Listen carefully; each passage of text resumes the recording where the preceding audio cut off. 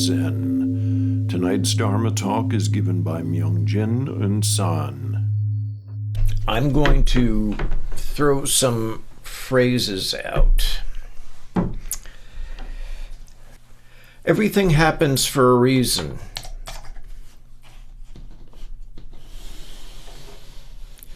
If something strikes you as unpleasant, don't be angry.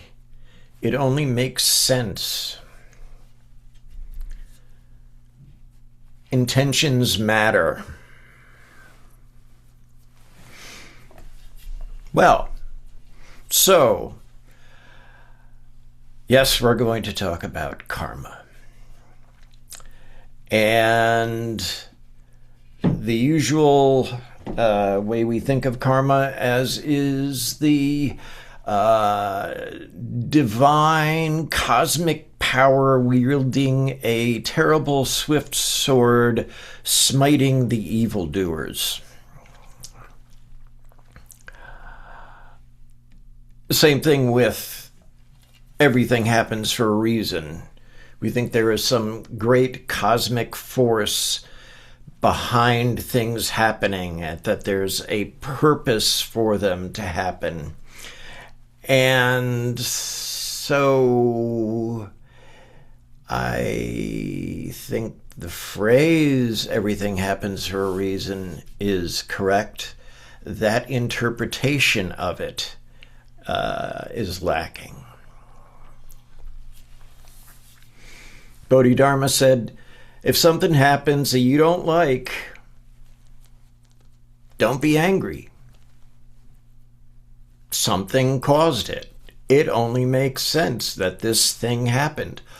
All things, all phenomena, if you like, are subject to causes and conditions. They're empty of self-nature, right? So being is that nothing springs out of nothing, or no thing springs out of no thing, something causes it. The reason that things happen, in the sense of everything happens for a reason, is because something caused that thing to happen. In Bodhidharma's case, the unpleasantness was caused by something. It didn't just spring into existence. It has no self-nature. It's empty, whatever it is.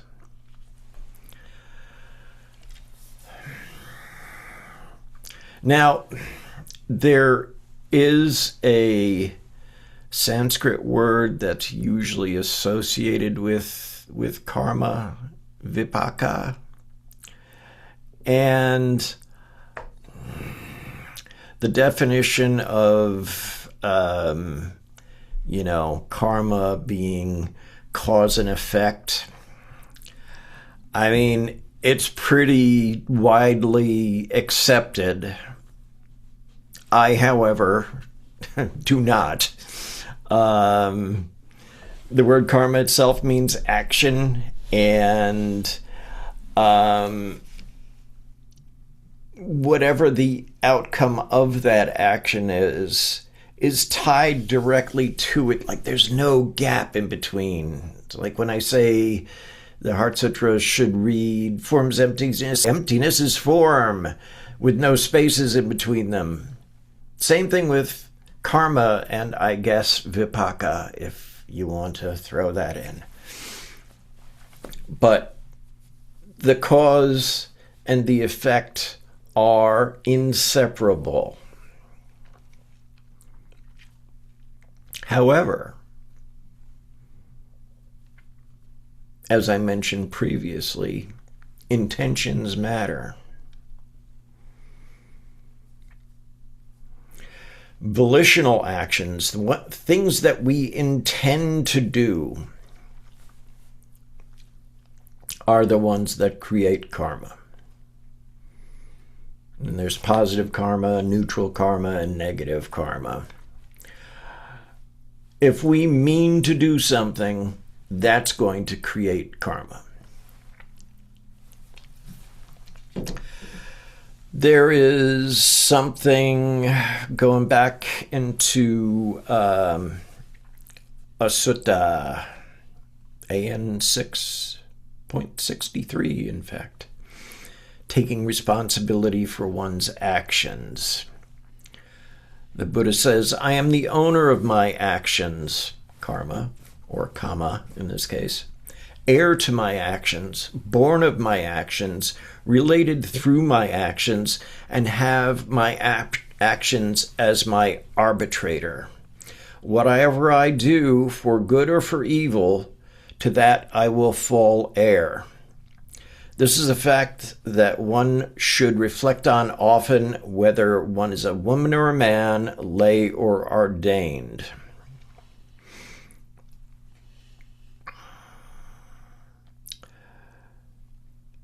Elsewhere, there's another quote that says, a disciple of the noble ones considers this: I am not the only one who is owner of my actions, heir to my actions, born of my actions, related through my actions, and have my actions as my arbitrator. Whatever I do for good or evil, that I will fall heir, to the extent that there are beings, past and future, passing away and re-arising. All beings are the owners of their actions, heir to their actions, born of their actions, related through their actions, and live dependent upon their actions. Whatever they do for good or evil, to that they will fall heir.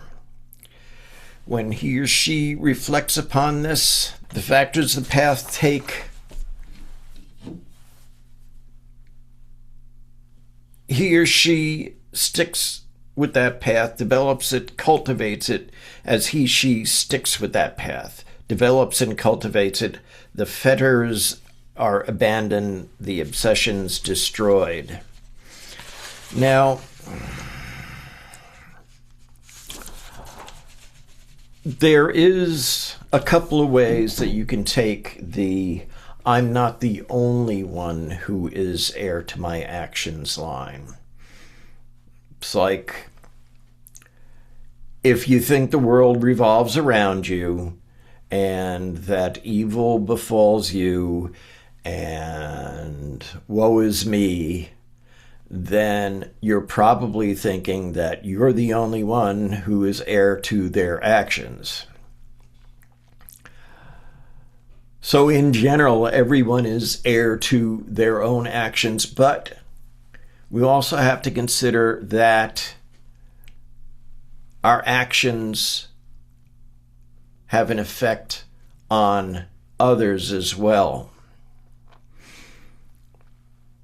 In the sense of non-duality between this bag of skin that I call me and every other bag of skin out there, that we're all interconnected, not separate from each other. No duality, no this and this and this, just this. Whatever my action is will have some sort of outcome for others as well. I always use the example of, if you go out drinking, you get behind the wheel and you wrap your car around a telephone pole, yeah, that's pretty much like John Lennon would call instant karma, right? But if you think about it,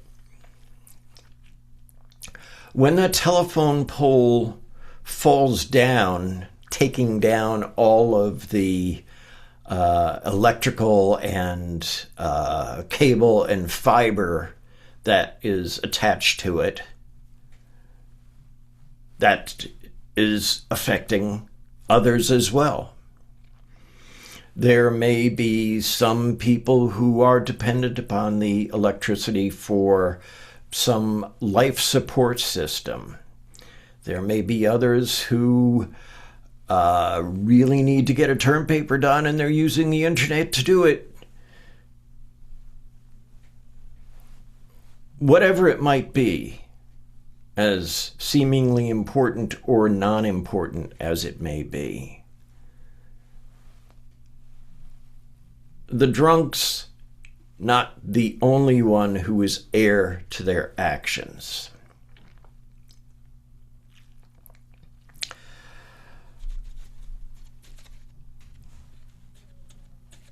We can think of it like, I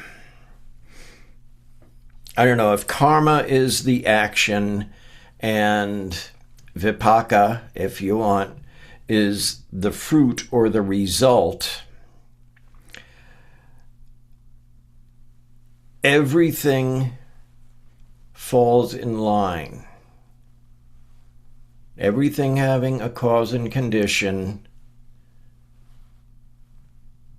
doesn't arise out of nowhere. As obscure as the original action may be, there was a cause. It didn't just spring into existence all by itself.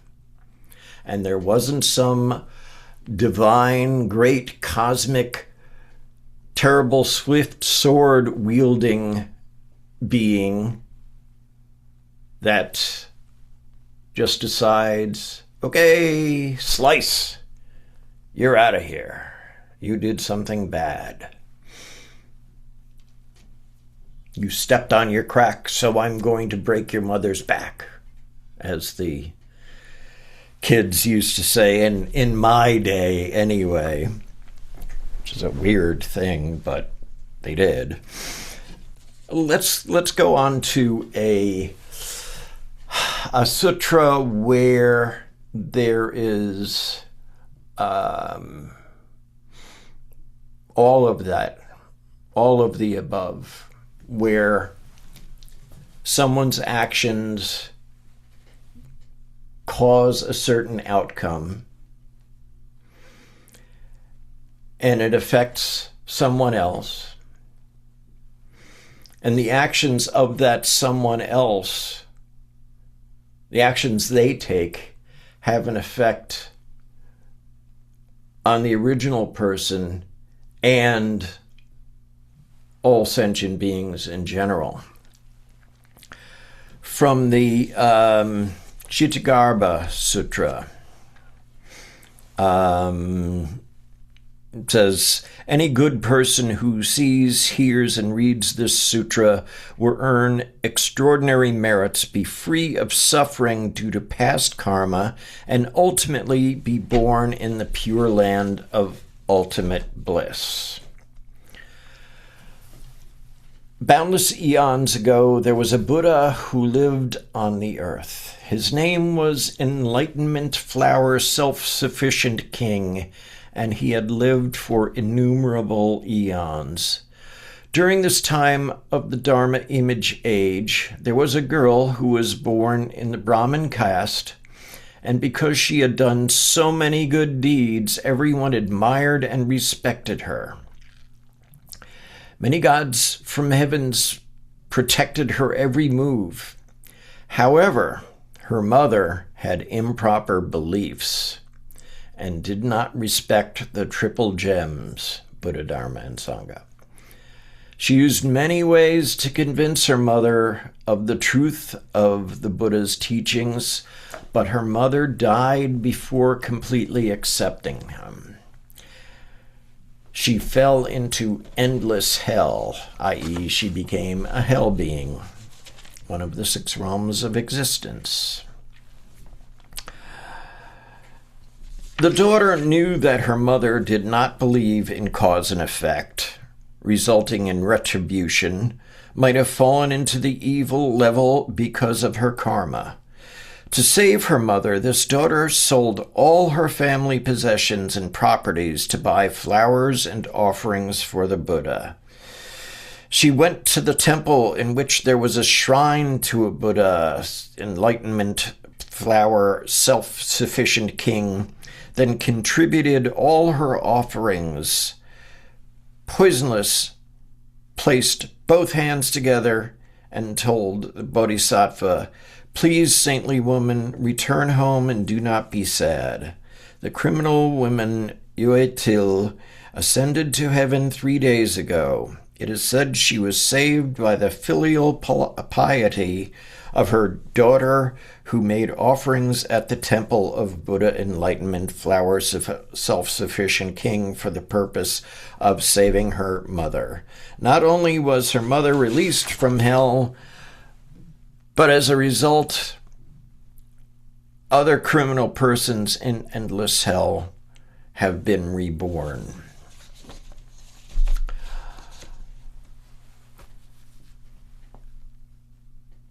What I do as an individual, has an effect on you and you and you in one way or another. Was it the butterfly effect, where the flapping wing of one butterfly somewhere causes ripples of other things happening, just as, pure, chaos theory or whatever? Basically, the idea is that one butterfly wing flapping sets into motion a whole lot of other things that happen.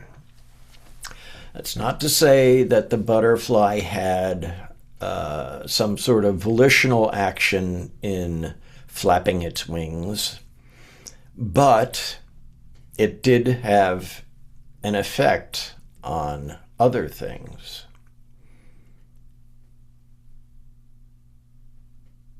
Everything is subject to causes and conditions. If I throw some poison in a well and then decide to have a big old slurp from the well, I'll probably get very sick at the very least. But I'm not the only heir to that action. Anyone else who decides to have a big old slurp from that well is also going to get sick.